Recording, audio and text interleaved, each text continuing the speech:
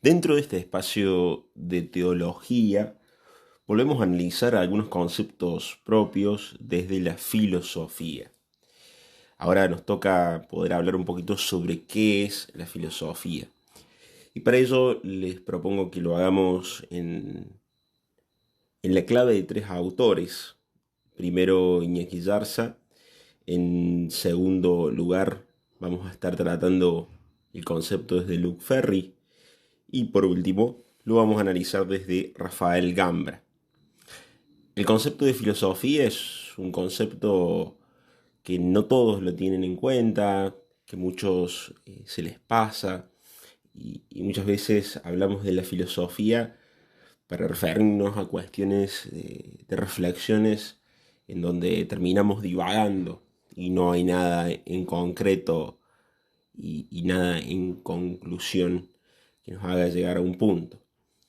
Pero si vamos y nos sumergimos concretamente en estos autores, en primer lugar Yarza nos va a afirmar que el concepto y en realidad la noción de filosofía nace en torno al mundo de los griegos, es decir, a las principales polis o barras ciudades griegas, en donde para Yarza tenemos la cuna de la filosofía, ¿sí? Para Yarza ahí es donde nace la filosofía y donde se va a estructurar todo este pensamiento occidental, diferente al pensamiento oriental. Y es Platón, él lo hace desde una mirada de la historia de la filosofía, el Platón el primero que habla de la filosofía como un amor a la sabiduría, es decir, una sabiduría que solamente le compete a Dios y que el ser humano le toca buscarla y a la vez contemplarla. O sea, el filósofo sería el amigo de la sabiduría, o sea, del conocer, el apasionado por el conocer, ¿no? Y que en realidad sería una explicación racional de todo, buscando las causas últimas y las razones y los principios primeros. Estos conceptos ya los voy a explicar en breve, ¿no? Por lo tanto, el fin de la filosofía griega, al menos en esos comienzos, es meramente contemplativa, no práctica. Es decir, el griego lo que busca es saber por saber, el amigo desinteresado, el amigo que busca la compañía de la sabiduría por estar con la sabiduría y no por un fin pragmático o por un fin utilitarista, ¿no? Sino ese que desea estar con la sabiduría y contemplarla. Fíjense qué palabra más que importante, el tema de la contemplación. Diferente va a ser en Marx, ¿no? Marx va a acunar la filosofía, la reflexión y el pensamiento como momento previo al momento de la acción, es decir, al momento disruptivo, eso que tiene que tocar tierra para cambiar la realidad. No, el griego no piensa en cambiar la realidad, porque ya la realidad es una realidad ordenada, es cosmos, es belleza, entonces no tiene necesidad de cambiar la realidad. Tiene que, al contrario, sumergirse en la realidad y contemplar esa belleza, ¿no? Contemplar la belleza del atardecer en el mar, contemplar la belleza de los árboles, de los pájaros, etc. Y preguntarse de dónde y cuál es el fin de todo eso, de dónde viene todo. Por eso existe una actitud de duda y contemplación que es en realidad básica. Cuando hablamos de las causas y de las razones, habla de esto, de las preguntas más profundas sobre la realidad, es decir, de dónde viene todo, hacia dónde vamos, por qué existe la muerte, cuál es el sentido de nuestra existencia. Eso es lo que apunta la filosofía, ¿no? A lo último, a la razón última, a la raíz de todo. Hay que pensar en un gran árbol y ese árbol que no lo podemos sacar si no es de raíz. Bueno, hay que ir a la raíz para contemplar la verdad, para saber cuál es la verdad del universo, de dónde viene todo, cómo es que se origina todo, hacia dónde va todo, ¿no? Y en esto Yarza hace una distinción. ¿Por qué? Porque el griego en principio es un ser esencialmente religioso, creyente en los mitos, ¿no? El mito como explicación de la realidad con ropaje fantástico. ¿no? Con un ropaje que tiene un lenguaje diferente al racional, un lenguaje más fabulado, con personajes fabulosos, fantásticos, maravillosos, que intentan explicar el origen de todo.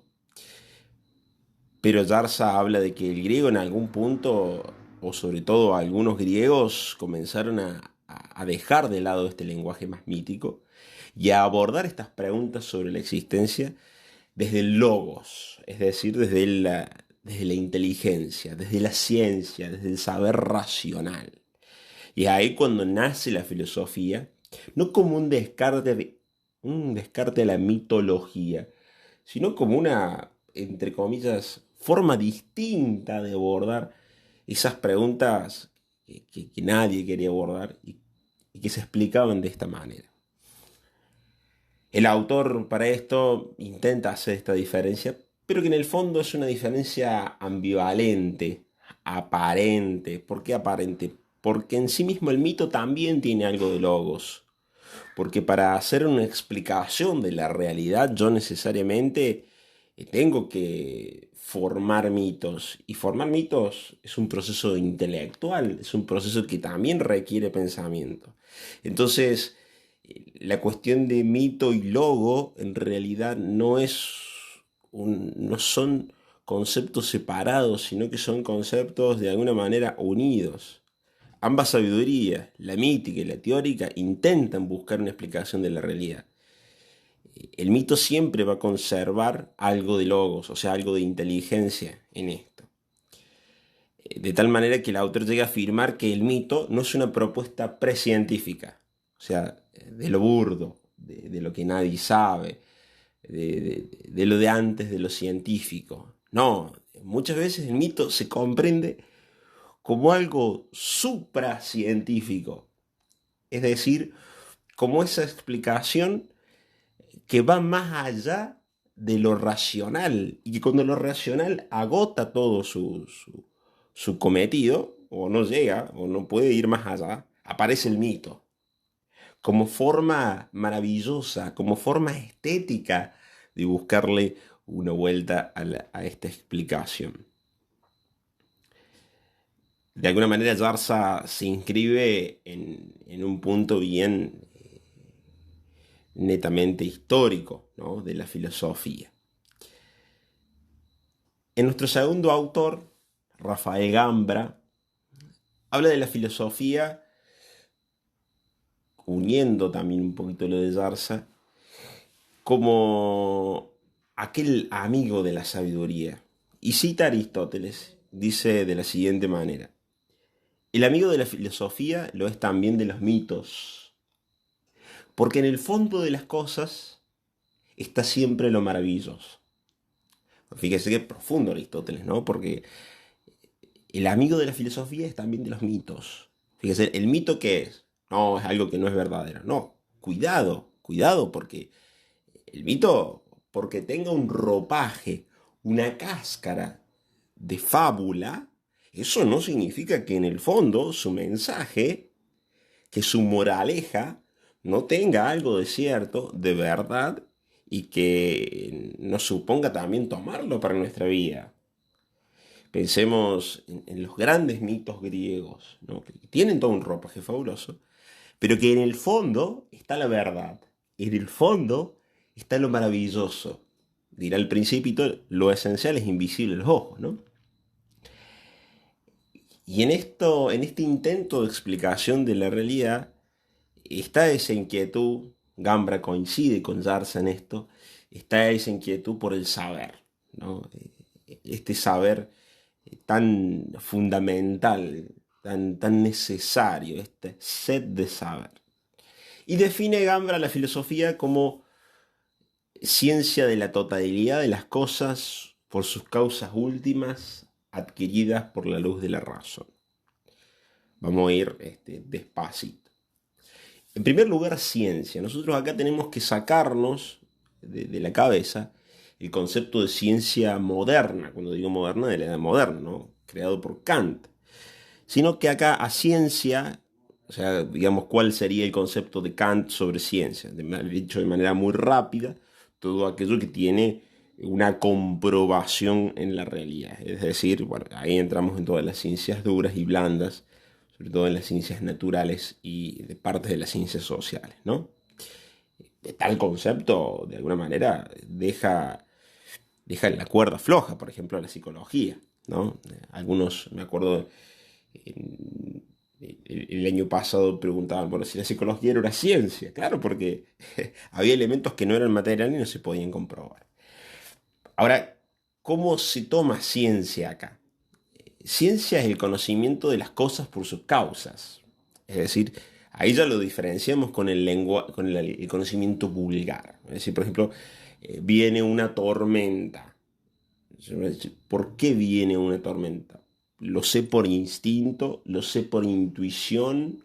¿O lo sé porque conozco las causas de la meteorología? Ahora que estamos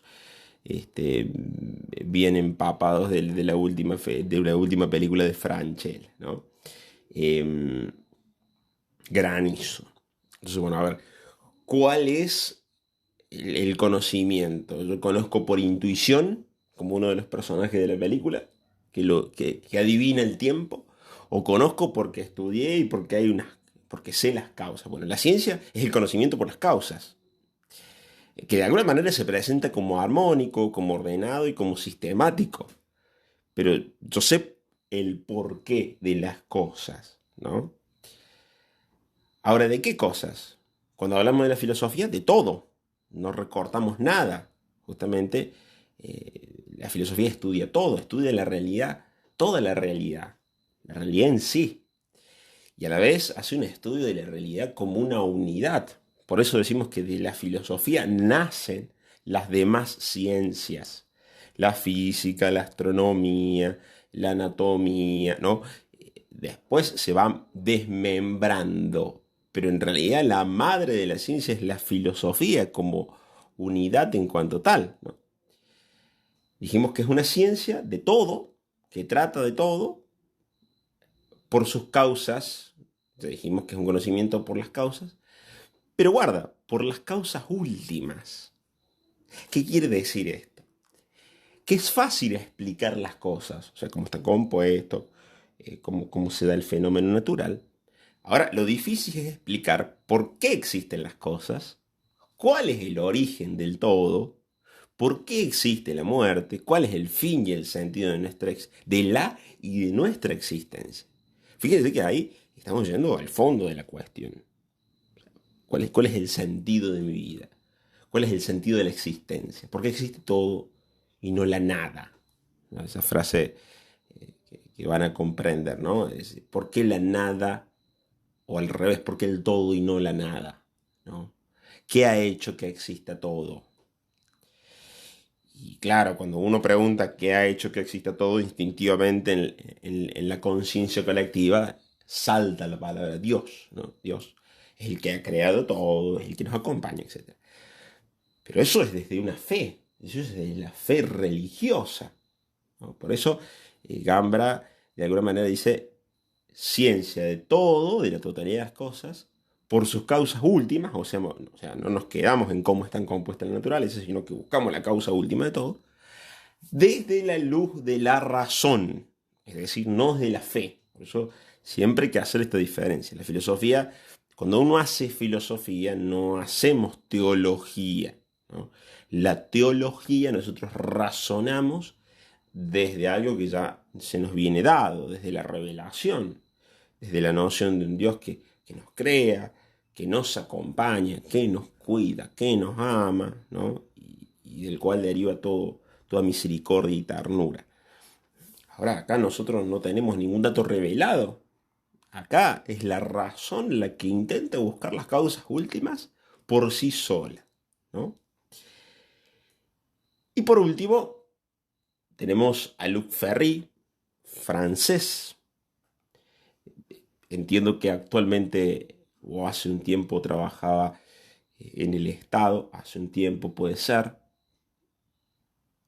que habla de la filosofía como no solamente aquella que transforma a las personas y los pone con un espíritu crítico en vistas a la autonomía, ni tampoco una reflexión crítica porque sí, sino que él habla de la filosofía como una herramienta para llegar a la salvación.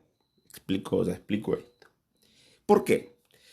Porque hay dos realidades para él que vienen a formar un cóctel, un trago, podríamos decir así, un cóctel mortal, ¿no? La primera realidad es la del ser humano que existe, que es consciente de que existe, pero que también es consciente de que su vida es finita, o sea que va camino a la muerte. Y esa muerte es la que lo interpela a buscar un sentido a su existencia. Es decir, entre comillas, a salvarse. Claro, él cuando habla de salvarse está hablando de una salvación inmanente. Explico este término, o sea, una salvación en la historia, no una salvación por fuera de la historia.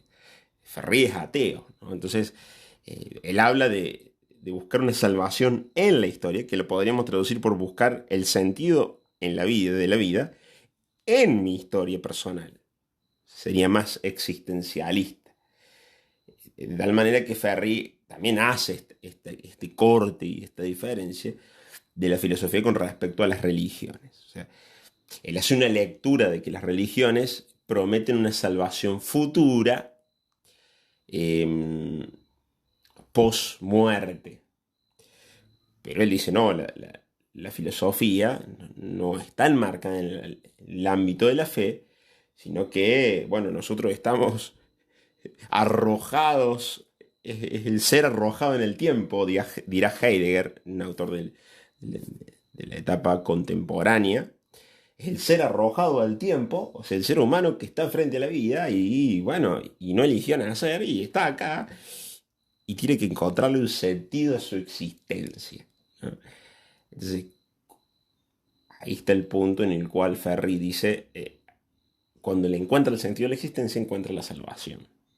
No una salvación futura, sino una salvación aquí, en nuestra vida. Y para eso se transforma en un ser reflexivo. De alguna manera también hay una búsqueda de las causas últimas, pero metido, sumergido en las arenas del tiempo. Sintetizando ya un poco estos tres autores, es evidente que hay una noción de la filosofía como una búsqueda de la sabiduría, como decía Platón. Una búsqueda de la sabiduría que se puede centrar en la historia, pero también se puede centrar en sus causas últimas, es decir, desde dónde venimos, hacia dónde vamos, cuál es el fin de nuestra existencia. Y para eso nos va a ayudar, por supuesto, la experiencia de estos grandes autores desde la filosofía griega.